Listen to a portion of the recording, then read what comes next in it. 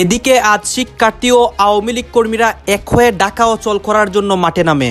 সকাল থেকেই রাজপথে চলছে ভয়ঙ্কর তাণ্ডব। ঘটনাস্থলে সমন্বয়ক রায়েসে কঠিন বিপদে পড়ে। আতঙ্কে আছেন ডক্টর ইউনূস সরকার। এই দেশটাকে তিনি কিভাবে রক্ষা করবেন? দফায় দফায় সংঘর্ষে উত্তপ্ত হয়ে ওঠে নীলক্ষেত ও নিউ মার্কেট এলাকা। কয়েক ঘন্টা ধরে চলা সংঘর্ষের পর সড়ক অবরোধের নেগেটিভ ইফেক্ট হচ্ছে আজকে সারা ঢাকাতে যেই পরিকল্পনা করা হয়েছে, বাংলাদেশ থেকে ঢাকা এক ধরনের বিচ্ছিন্ন হয়ে যাবে, কারণ ঢাকাকে অবরোধ করা হবে সকাল 9টা থেকে বিকাল 5টা পর্যন্ত। কেন 7 কলেজের শিক্ষার্থীরা এমন কঠিন সিদ্ধান্ত নিল? কেন আমরা বারবার একই দৃশ্যপট দেখতে পাচ্ছি? এখন তো আর শেখ হাসিনা নাই। এখানে দেখুন হাসনাত আব্দুল্লাহ ঘটনাস্থলে এসে তারা কিন্তু খুবই খারাপ অবস্থা হয়ে দেখেন এই ঝামেলার মধ্যখানে কিন্তু সমন্বয়ক হাসনাত আব্দুল্লাহ, আপনারা সবকিছু দেখতে পারবেন সর্বশেষ তার কি হয় এবং দিনের বেলাও কি হয় দেখতে পারবেন। অন্যতম সমরনায়ক বীর মুক্তিযোদ্ধা হাসনাত আব্দুল্লাহ সাহেব আহত হয়েছেন। কেন তিনি আহত হয়েছেন, কেন তার উপর এই ধরনের হামলার ন্যাক্কারজনক ঘটনা?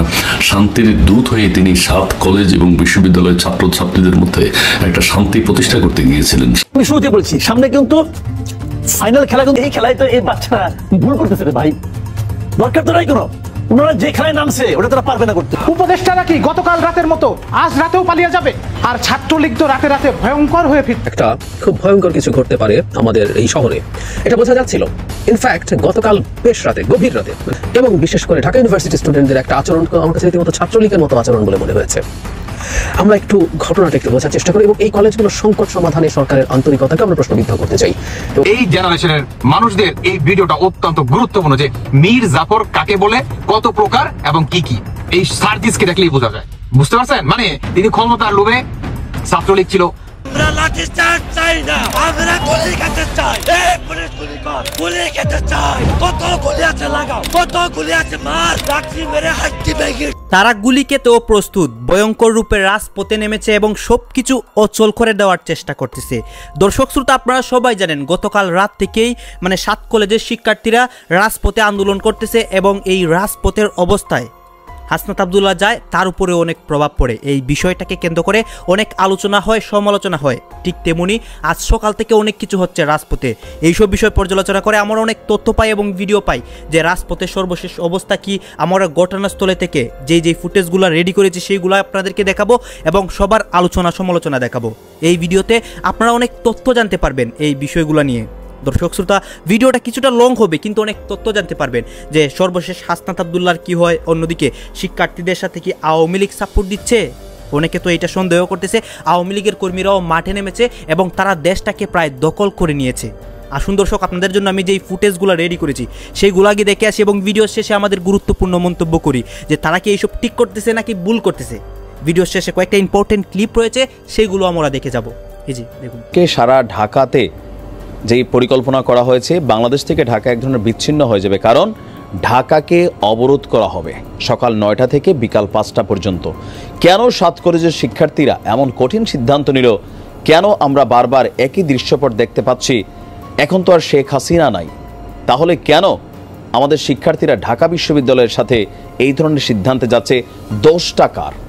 সারা রাতভর একটা অস্থিতিশীল দৃশ্য আমরা দেখেছি। চলুন মূল ঘটনায় এবার আসি। এই কেমন বাংলাদেশে আমরা দেখছি, রাজপথ থেকে যে শিক্ষার্থীরা সরকার পতন ঘটিয়েছে, কারণে অকারণে সেই রাজপথ এখন ব্যস্ত লড়াই এবং দখলে। তবে এই সরকার আসার পর এমন দৃশ্য আমরা কখনো আর দেখিনি। পুলিশ প্রোটেকশন নিয়ে নিজেদেরকে অনেকটা হিরো হিরো জাহির করেছিল ঢাকা বিশ্ববিদ্যালয়ের শিক্ষার্থীরা। তবে বিপরীতে 7 কলেজের শিক্ষার্থী বনাম ইডেনের যে বাঘিনীরা যে বের হয়েছিল, ভাই গেট খোলার দৃশ্যটা ভালো লাগছে।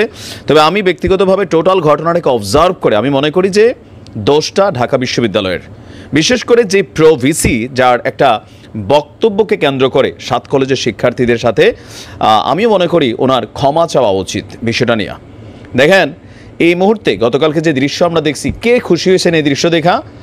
হাহারিয়ে, তারপর রাজু ভাস্কর্যে তাড়াতাড়ি আয়, হাসনাত্রে যেই পরিমাণ ধাওয়া আপনি দেখছেন, কি একটা পরিস্থিতি হয়েছে।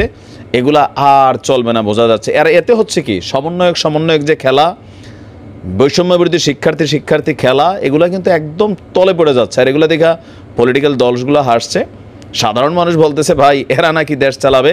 তবে আসলে দোষটা কার?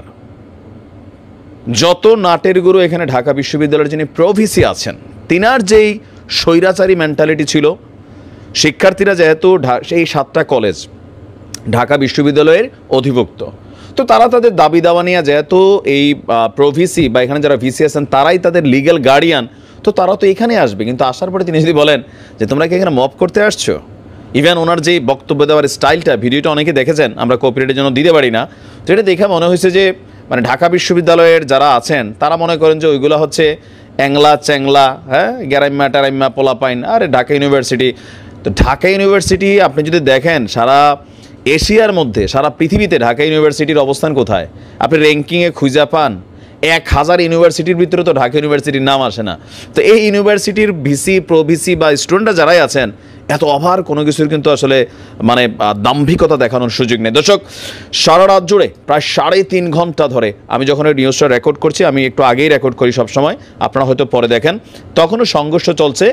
আহত শিক্ষার্থীদের সংখ্যা প্রায় 20 জন। এটা সঠিক তথ্য না, হয়তো তথ্যটাতে আরও আপডেট আসতে পারে আমার ধারণা।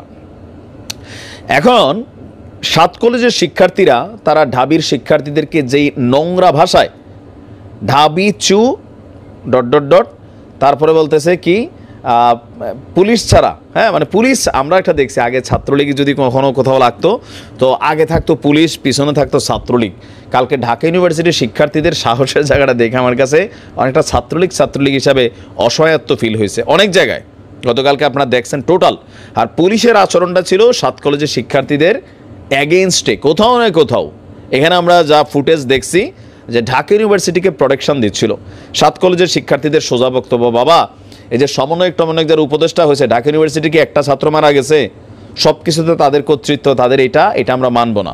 তো তাদের যে দাবি দেওয়াটা লিগ্যাল, তারা বলছে যে আপনার কি বলা হয় যে আমরা যেটা দেখি এখানে মূল যে ঝামেলাটা শুরু হয়েছিল 5 দফা দাবি নিয়ে ঢাকা বিশ্ববিদ্যালয়ে আলোচনা করতে গেলে বিশ্ববিদ্যালয়ের সহ উপাচার্য অধ্যাপক মামুন আহমেদ 7 কলেজের অর্ধশতাধিক শিক্ষার্থীকে অপমান করেছে। এর প্রতিবাদে তারা মিছিল করছিল বা তারা 5 দফা দাবি মেনে নিতে হবে আর সহ উপাচার্যকে তার আচরণের জন্য দুঃখ প্রকাশ করতে হবে। শিক্ষার্থীদের অভিযোগ প্রসঙ্গে আপনার এই মামুন বলছেন তারা এসেছিল আমার সঙ্গে কথা বলতে, আমি তখন তাদের বলি তোমরা সবাই না এসে 2 জন আসো, কিন্তু অর্ধশতাধিক শিক্ষার্থী ধাক্কাধাক্কি করে ভেতরে ঢুকে যায়। ঘটনা এতটুকুই, তাদের সঙ্গে কোনো খারাপ আচরণ তিনি নাকি করেননি। তিনি বলছেন যে তাদের 5 দফা বিষয়ে সোমবার আমাদের 24-এর স্বাধীনতা আন্দোলনের অন্যতম সমরনায়ক বীর মুক্তিযোদ্ধা হাসনাত আব্দুল্লাহ সাহেব আহত হয়েছেন। কেন তিনি আহত হয়েছেন, কেন তার উপর এই ধরনের হামলার ন্যাক্কারজনক ঘটনা, শান্তির দূত হয়ে তিনি 7 কলেজ এবং বিশ্ববিদ্যালয়ের ছাত্রছাত্রীদের মধ্যে একটা শান্তি প্রতিষ্ঠা করতে গিয়েছিলেন, শান্তি প্রতিষ্ঠার জন্য তিনি কাজ করতে গিয়েছিলেন, সেখানে কেন এত বড় একজন সমন্বয়ককে আহত হতে হবে? প্রধান উপদেষ্টার কাছে আমরা সেটার জবাব চাই। তার আগে আমরা একটু ভিডিওটা নিয়ে দেখে নিই, তারপরে বাকি কথা বলছি।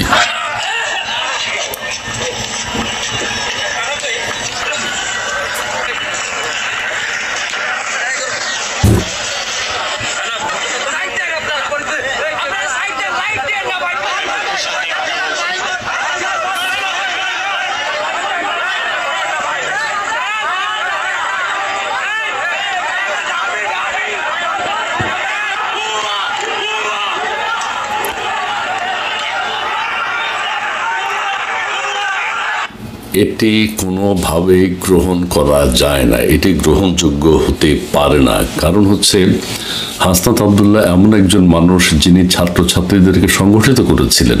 সেই ছাত্রছাত্রীরা কেন হাসনাত আব্দুল্লাহকে চিনতে পারেনি, এটি ভাববার বিষয়।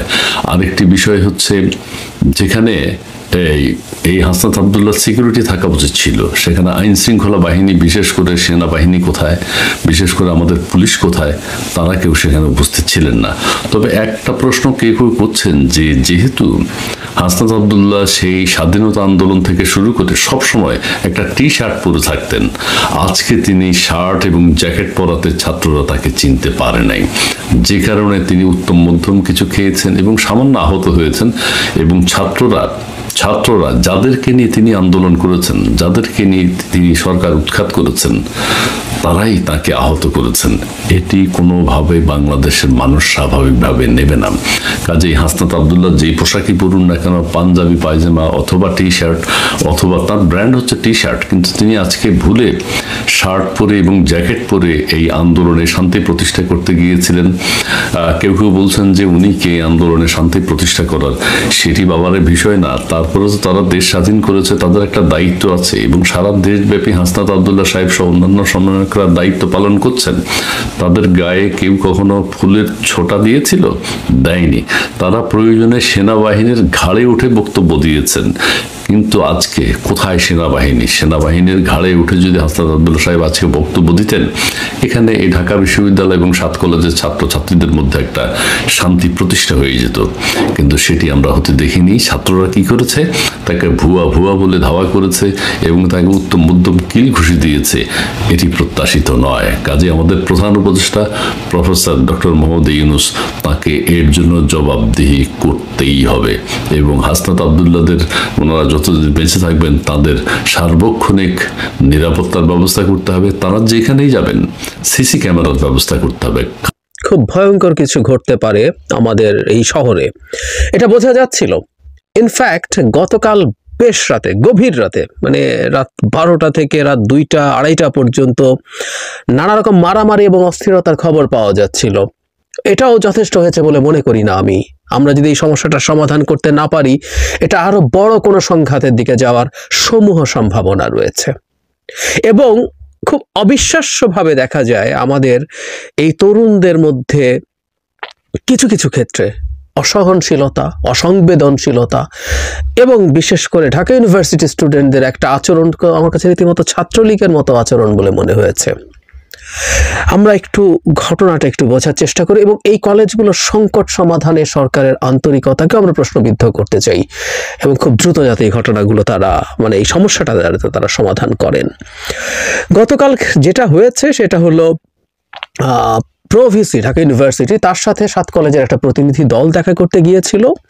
ওটার একটা ভিডিও অনলাইনে ছড়িয়ে পড়েছে, আমি সেখানে দেখলাম। প্রভিসি অবশ্যই তাদের সাথে বেশ রাগান্বিত আচরণ করেছেন এবং সেটার প্রতিবাদে তারা এসে সায়েন্স ল্যাবরেটরি মোড় প্রথম তারা অবরোধ করে রাখেন। তারপরে এটা আরো বিভিন্ন দিকে ছড়ায়। আমি এই জায়গা থেকে একটু পড়ি। এর আগে 5 দফা দাবিতে আন্দোলনরত 7 কলেজের কয়েকশো শিক্ষার্থী, ওটা মারামারির আগের কথা বলছে, সন্ধ্যা থেকে প্রায় 4.5 ঘন্টা সায়েন্স ল্যাব মোড় অবরোধ করেন। 10:30টার দিকে তারা ঢাকা বিশ্ববিদ্যালয়ের উপাচার্যের বাসভবনের দিকে মিছিল নিয়ে আসেন। তারা নীলক্ষেত মোড়ে ঢাকা বিশ্ববিদ্যালয় মুক্তি ও গণতন্ত্র তোরণের সামনে অবস্থানে বিক্ষোভ করেন। এক পর্যায়ে ঢাকা বিশ্ববিদ্যালয়ের বিভিন্ন হল থেকে কয়েকশো শিক্ষার্থী বেরিয়ে এসে তাদের ধাওয়া দেন। এতে নীলক্ষেত মোড় থেকে কিছুটা দূরে সরে যান। তারপর তারা একজোট হয়ে আবার ঢাকা ইউনিভার্সিটির শিক্ষার্থীদের ধাওয়া দেন। এই ধাওয়ার মধ্যে 12টার মধ্যে পুলিশ এখানে অবস্থান নিয়ে সাউন্ড গ্রেনেড নিক্ষেপ করে। এখানে বিজিবিও মোতায়েন করা হয়েছে। তারা বলছেন যে তারা সহ উপাচার্যের সাথে দেখা করেছেন, তাকে সে অপমান করেন, তাদের 5 দফা দাবি নিয়ে আলোচনা করতে যান এবং তার দুঃখ প্রকাশ দাবি করেন। আমি পরে দেখলাম যে প্রভিসি দুঃখ প্রকাশ করেছেন, কিন্তু সমস্যার সমাধান হয়নি। ওখানে বরাবরের মতো বৈষম্য বিরোধী ছাত্র আন্দোলনের তো কেউ না কেউ যেতে হবে, কোনো সংকট হলেই তারা গিয়ে হাজির হন। জনাব হাসনাত আব্দুল্লাহ গিয়েছিলেন, কিন্তু এবার তিনি 2 পক্ষের কাছ থেকে নেগেটিভ রেসপন্স পেয়ে ফিরে চলে এসেছিলেন। 5 দফা দাবি এবার কি আমি ওদের দীর্ঘকালীন যে সংকট সেটা নিয়েও কথা বলবো। 5 দফা দাবির মধ্যে রয়েছে 2024-25 সেশন থেকে 7 কলেজের ভর্তি পরীক্ষায় অযৌক্তিক কোটা পদ্ধতি বাতিল করতে হবে।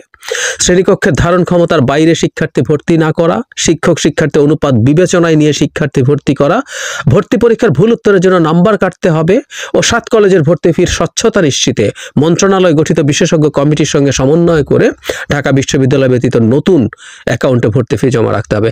আমি খুব জটিল কিছু তো আসলে মনে করছি না এই চাওয়াটা। তাদের আরেকটা চাওয়া আছে যেটা আসলে এই সংকটের প্রধান সমাধান বলে আমার মনে হয়, কারণ আমরা খেয়াল করেছি এই সরকার ক্ষমতায় আসার আগেও, শেখ হাসিনার পতনের আগেও এবং পরবর্তীতেও আসলে তাদের এই মুভমেন্ট হয়েছে এবং বিভিন্ন সময় তারা রাস্তা অবরোধ করেছেন এবং তাদের এই রাস্তা অবরোধ বহু জনভোগান্তিও তৈরি করেছে। এটাও সত্য কথা, এটা মানতে হবে।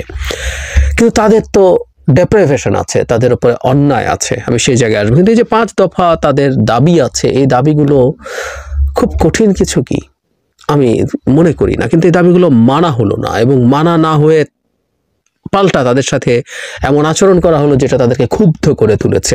আবার এটাও সত্য যে কিছু হলেই আমরা গিয়ে রাস্তা অবরোধ করে ফেলছি, এটা তারা আগেও বহুবার করেছেন, আবারও করলেন। মানে সব কিছু আসলে ওই পর্যায়ে না গেলে সামহাও আমরা রেসপন্ড করি না, ফলে যেটা হয়েছে প্রত্যেকেরই মনে হয় এখন রাস্তা আটকে ফেলতে হবে। আর যে বললাম, ঢাকা ইউনিভার্সিটির স্টুডেন্টদেরকে তারা যদি ওখানে গিয়ে মিছিল করেন, তাদের যদি প্রতিবাদ জানান, তারা যদি ঢাকা ইউনিভার্সিটির ভিসির বাড়ির দিকে যান, সেখানে গিয়ে কোনো নিরাপত্তা হুমকি যদি তৈরি হয়, সেখানে পুলিশ এসে সেটা ট্যাকল করবে, প্রয়োজনে বিজিবি আসবে। এই যে যেমন পরে আসলো, সেনাবাহিনী এখন ম্যাজিস্ট্রেসি পাওয়ার নিয়ে মাঠে আছেন, দরকার তারা আসবেন। ঢাকা ইউনিভার্সিটির ছাত্রদের কি অধিকার আছে যে তারা এদেরকে ধাওয়া করবেন? কি অধিকার আছে? এটাই ছাত্রলীগের মতো আচরণ। বহু সময় ছাত্রলীগের আচরণ এটাকে শেখ হাসিনার সময় প্রতিবাদ করেছি। বিএনপি বা আর কেউ যদি কোনো মুভমেন্ট করতে গিয়ে কোনো রকম জননিরাপত্তার ঝুঁকি তৈরি করে, রাষ্ট্রীয় সম্পদের ক্ষতি করার পরিস্থিতি হয়, ছাত্রলীগ কি করবে? ওটায় ছাত্রলীগ কি পুলিশ? সরকার পুলিশ ডাকবে, পুলিশ দিয়ে পেটাবে, পারলে খুন করবে, কিন্তু পুলিশ করবে কাজগুলো। এখানেও তাই হলো। আমি আসলে এই কাজগুলোর পেছনে আসলে দীর্ঘদিনের টেনশন জড়িত আছে। শেখ হাসিনার মানে উনি তো আসলে, আমি প্রায় বলি না, আমরা স্টেট, উনি স্টেট হয়ে গিয়েছিলেন। 14th লুই যেভাবে বলতেন, উনি যা ইচ্ছে তাই করতেন। আমার মনে হয় মাঝে মাঝে উনি এমন সব কাজ অপ্রয়োজনে করতেন, to show or to prove উনি সবকিছু, উনি স্টেট, উনি যা চান তাই করবেন, কারো ভালো হোক খারাপ হোক যাই হোক উনি করবেন। জাতীয় বিশ্ববিদ্যালয় থেকে এই 7টা বড় কলেজ, ঢাকায় ছাত্র সংখ্যার দিক থেকে সবচেয়ে বড় কলেজগুলোকে, স্বনামধন্য কলেজ এগুলো সব, এগুলোকে নিয়ে তিনি ঢাকা ইউনিভার্সিটির অধীন করার সিদ্ধান্ত দিলেন। সেটা ওখানে চলে গেল, এবং যাওয়ার পরে এবার নানা রকম সংকট। তাদের রেজাল্ট পাবলিশ হতে দেরি হয়, তাদের মানে তারা কারা এই প্রশ্ন তৈরি হয়ে গেছে। কারণ হলো তাদের সার্টিফিকেটে ঢাকা ইউনিভার্সিটি না, তারা অ্যাফিলিয়েটেড লেখা থাকে, এবং ইন এ ডিফারেন্ট ফন্ট। আমি এটা পড়তে খুঁজতে গিয়ে দেখলাম। ফলে যেটা হলো, তারা জাতীয় ইউনিভার্সিটিরও স্টুডেন্ট নন, আর ঢাকা ইউনিভার্সিটি অ্যাফিলিয়েটেড স্টুডেন্ট, কথাটা এইরকম। তাদেরকে ওই ইউনিভার্সিটির স্টুডেন্ট হিসেবেও মেনে নেওয়া হয় না। এখন ঢাকা ইউনিভার্সিটির স্টুডেন্টরা বলতে পারেন যে তারা যে কম্পিটিটিভ পরীক্ষা দিয়ে ঢাকা ইউনিভার্সিটির স্টুডেন্ট হতে পেরেছেন, সেখানে এই ইউনিভার্সিটির 1.5 লাখের কাছাকাছি টোটাল স্টুডেন্ট, তারা একই সার্টিফিকেট যদি পেয়ে যায়, তাহলে বাজারে তাদের যে সার্টিফিকেটের ভ্যালু আছে সেটার কি মূল্য কমে যাবে? তাদের মধ্যে নিশ্চয়ই অনিশ্চয়তা আছে। ফলে এই 7 কলেজের স্টুডেন্টরা ঢাকা ইউনিভার্সিটির মধ্যে বা অধীনে থাকা, এটা এই 2 ইউনিভার্সিটি, মানে এই ইউনিভার্সিটি এবং এই 7 কলেজের মধ্যে একটা টেনশনের পরিস্থিতি তৈরি করেছে। আমি দেখলাম যে তারা দীর্ঘদিন থেকে এই দাবি করেছেন এই 7 কলেজকে নিয়ে একটা আলাদা ইউনিভার্সিটি তৈরি করা, সেটার মধ্যেই এই 7টা কলেজ পরিচালিত হবে, কিন্তু হয়নি সেটা। এবং বরাবরের মতো সরকার এটাকে পিছানো বা ঢাকা ইউনিভার্সিটির অধীনে অল্টারনেটিভ ব্যবস্থা করা যায় কিনা, এরকম নানান কিছু করার চেষ্টা করেছে। কিন্তু যেটা দাঁড়ালো শেষ পর্যন্ত, যেহেতু সমাধান হলো না, সেই সমাধান না হওয়ার কারণে এই পরিস্থিতি খারাপের দিকে গেল। গতকাল সেটার একটা বহিঃপ্রকাশ হলো, তাদের স্ট্রেস টেনশন আসলো। একটা পর্যায়ে ইভেন ইডেন কলেজের স্টুডেন্টরাও রাস্তায় নেমে এসেছিলেন, তারাও তাদের কলেজের সামনের রাস্তা অবরোধ করেছিলেন। এই পরিস্থিতি তৈরি হয়েছে, পরিস্থিতি ওই দিকে যেতেই হলো শেষ পর্যন্ত। একই সাথে আমি একটা জিনিস মনে করি, সেটা হচ্ছে যেহেতু আমাদের এই সরকারকে কোনো না কোনো ফর্মে ডিস্টেবিলাইজ করার চেষ্টা আছে, সত্যিই আছে এটা। ফলে এই ধরনের ঘটনা, এই ধরনের পরিস্থিতিতে যে কোনো ক্ষেত্রেই মানে কোনো এজেন্ট ঢুকে পড়া এবং তারা ঢুকে এমন একটা পরিস্থিতি তৈরি করা যাতে একটা বাজে পরিস্থিতি তৈরি হয়, যেখানে সরকার চাপে পড়ে, যত রকমভাবে চাপ তৈরি করা যায়। ফলে সরকারকে এই সিচুয়েশনগুলো ভালোভাবে ডিল করা দরকার। শুধু তাই নয়, আমাদের স্টুডেন্টরা, আমরা দাবি করি বা আমরা মনে করি আমাদের সমাজের সবচেয়ে শিক্ষিত, সবচেয়ে ভালো স্টুডেন্টরা, এই 7 কলেজেরও স্টুডেন্টরা খুবই ভালো স্টুডেন্ট, নিশ্চয়ই এগুলো খুব টপ কলেজ, একই সাথে ঢাকা ইউনিভার্সিটিতে আছে। তাদের এই সেন্সিবিলিটিটা থাকা দরকার, এই সেন্সটা থাকা দরকার যে তারা যা করছেন এটা প্রকারান্তরে কার জন্য ভালো হচ্ছে, কার জন্য খারাপ হচ্ছে। একটা জায়গায় তারা রাস্তা অবরোধ করেছেন, সেখানে যদি পুলিশ মনে করে এখানে তাদেরকে সরাতে হবে, তার জন্য যদি বল প্রয়োগ করতে হয়, সেটা রাষ্ট্রীয় বাহিনী করবেন। যখন ভার্সিটির সাথে এই 7টা কলেজের এই ধরনের টেনশন তৈরি হয়েছে, কিন্তু সুদূর প্রসারী প্রভাব আছে, এটা কন্ট্রোল করা কঠিন হবে।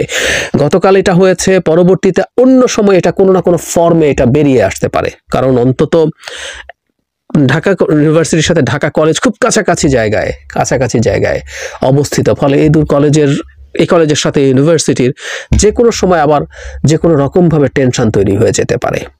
এটা খুবই অস্বাভাবিক কিছু না, সুতরাং এটা একটা বিরাট ঝুঁকির ব্যাপার।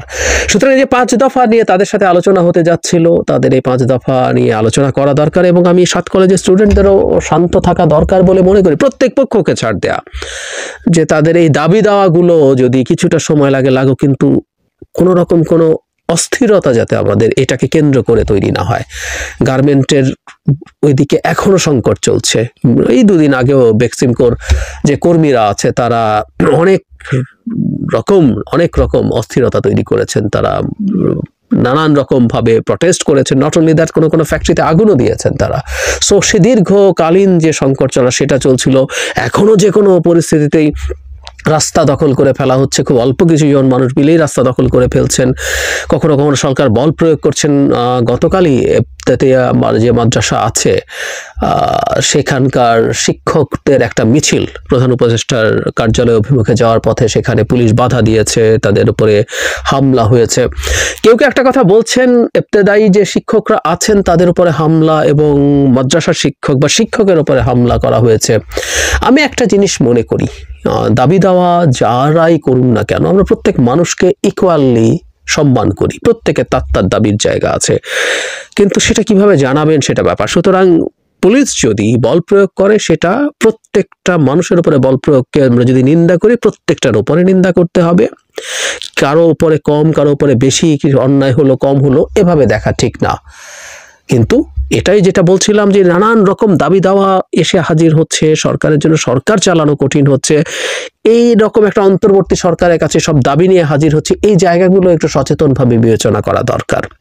আর ঢাকা ইউনিভার্সিটির স্টুডেন্টদের কথা বলছি, যে যখন এরকম একটা মুভমেন্ট হচ্ছে তাদের এলাকায় হোক, যদি হয়েও থাকে তাদের ঢাকা ভার্সিটি এলাকায়, সেখানে তারা তাদের মতো করে এটা ডিল করতে পারেন না। মানে তারাও যদি মনে করেন যে আইন নিজের হাতে তুলে নেওয়া যায়, বাংলা সিনেমায় শুনতাম শেষ দৃশ্যে পুলিশ এসে বলতো আইন নিজের হাতে তুলে নেবেন না, খুবই জরুরি কথা। আসলে আমরা সেখানে হাসাহাসি করতাম, এটা আসলেই সঠিক কথা, তাদেরকে এই রাইট কেউ দেয়নি। সুতরাং এই যে গতকালের এই পাল্টি হাঙ্গামাটা হলো, এবং এটার একটা দীর্ঘমেয়াদী প্রভাব পড়তে পারে, এটা ঢাকা ইউনিভার্সিটির স্টুডেন্টরা তাদেরকে ধাওয়া করার কারণে হয়েছে। আবার এখন পরবর্তীতে কোনো কলেজের স্টুডেন্ট এবার ঢাকা ইউনিভার্সিটির প্রতি কোনো রকম কোনো নেগেটিভ কিছু করতে যায় কিনা, সেগুলো হওয়ার সম্ভাবনা তৈরি হচ্ছে। কিন্তু আমি আশা করি প্রত্যেক পক্ষ, সব পক্ষ এই ব্যাপারে তাদের ছাড় দেওয়ার মানসিকতা রাখবেন। প্রফেসি তাদের সাথে যে উত্তেজিত আচরণ করেছেন, তিনি খুবই হোল হার্টেডলি অ্যাপোলোজাইজ করেছেন। আমি আশা করব আমাদের 7 কলেজের স্টুডেন্টরা সেটাকে অ্যাকসেপ্ট করবেন, আলোচনা করবেন, এবং একটা হাঙ্গামা যেহেতু হয়ে গেছে, এবার সরকার হয়তো এই জিনিসগুলো ডিল করবেন। কিন্তু দর্শক, আমরা বলে আসছিলাম যে অন্তর্বর্তীকালীন সরকারের সাথে এবং ছাত্রদের সাথে যদি বিএনপির দূরত্ব বাড়ে, তাহলে বিএনপির এটা ক্ষতি ছাড়া কোনো লাভ হবে না। আজকে জনাব তারেক রহমান সাহেব সেটা অ্যানালাইজ করতে পেরেছেন, বুঝতে পেরেছেন। বুদ্ধিমানের মতো তারেক রহমান সাহেব তার দলীয় ফোরামে বক্তব্য দিলেন যে অন্তর্বর্তীকালীন সরকারের সাথে কোনো দ্বন্দ্বে জড়াবে না বিএনপি, তাদের কোনো কার্যক্রমে বাধা হয়ে দাঁড়াবে না বিএনপি। অপরদিকে তরুণ সমাজ, ছাত্র সমাজ যদি কোনো নতুন রাজনৈতিক দল সৃষ্টি করে, তাহলে বিএনপি তাদেরকে স্বাগত জানাবে। প্রিয় দর্শক, আজকে তারেক রহমান সাহেব বাঘের মতো করে যে কথাগুলা বললেন, সেই কথাগুলাতে চেহারা খারাপ হয়ে যাবে, বাংলা পাস হয়ে যাবে বিএনপির ভিতরে থাকা ভারতীয় এবং আওয়ামী লীগের কিছু দালালের। কিছু ভারতীয় এবং আওয়ামী লীগের দালালরা এমন ভাবে ছাত্রদের সাথে বিএনপিকে কন্ট্রাডিকশনে নিয়ে আসছিলেন যে আগামী নির্বাচনে যেন যুদ্ধটা হবে ছাত্রদের সাথে বিএনপির। একই সাথে একই মাঠে একসাথে যুদ্ধ করলেন বিএনপি এবং ছাত্র সমাজ। আজকে বিজয়ের পরে এই 6 মাস যেতে আর না যেতে যদি ছাত্রদের সাথে বিএনপির হয়ে যা এরকম দাগ কোরাল সম্পর্ক, তাহলে বিএনপির জন্য আগামী নির্বাচনে ভালো ফলাফল বয়ে আনা অনেকটাই কঠিন হবে বলে আমরা মনে করছি বলে আমরা বারবার এর মাঝখানে কথা বলেছি এবং বলেছি যে এভাবে ঐক্য নষ্ট করাটা বিএনপির ওই ফজলু টজলু দিয়ে বিএনপি চলবে না। এই দালালেরা জন্ম নিয়েছে মুজিবের ঘরে, এখন জিয়াউর রহমানের ঘরে এসে আব্বা আব্বা বেশি বলার মানেটা হলো ডাল মে কুচ কালা হ্যায়। ওরা কোনো দালালি করার জন্যই বিএনপির ভিতরে বসে বিএনপির ভিতরে ডিভাইডেশন তৈরি করছে, সরকারের সাথে ডিভাইডেশন তৈরি করছে ছাত্র সমাজের সাথে। আমরা হারুনকে কোরআনের আয়াত আর এত সুন্দর সুন্দর কথা সংসদে শুনেছিলাম।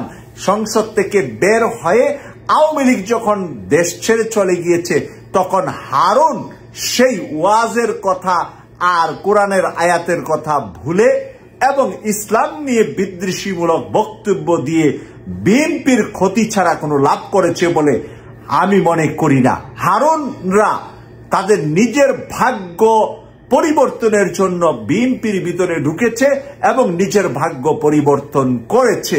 তারেক রহমানের ভাগ্য তারা পরিবর্তন করেন নাই, বরঞ্চ তাদের দাসত্বের কারণে, আওয়ামী লীগ আর ভারতের দাসত্বের কারণে জনাব তারেক রহমান আজকে 17 বছর পার করেছেন লন্ডনে। তিনি বাংলাদেশে যেতে পারেন নাই এই বিএনপির ভিতরে বসে থাকা এই দালালগুলার কারণে।